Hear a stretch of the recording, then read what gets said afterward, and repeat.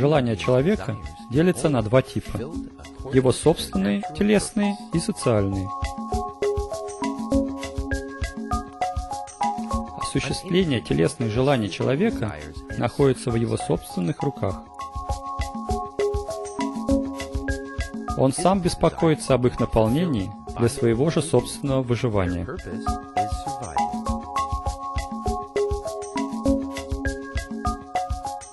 Целью социальных желаний является выживание и благополучие общества в целом. Социальные желания осуществляются только посредством взаимодействия с другими людьми. Если человек использует социальные желания только для улучшения своего собственного благополучия, тогда его жизнь приобретает вид бесконечной погони за удовольствием.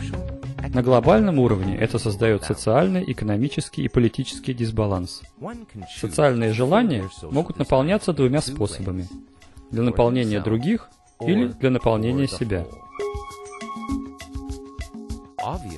Если же человек использует социальные желания для наполнения других людей, он тем самым создает положительные результаты на всех уровнях.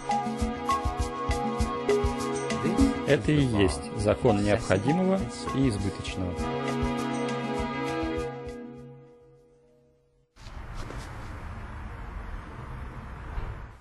Но что же делать с тем, что мы все время стремимся к избытку?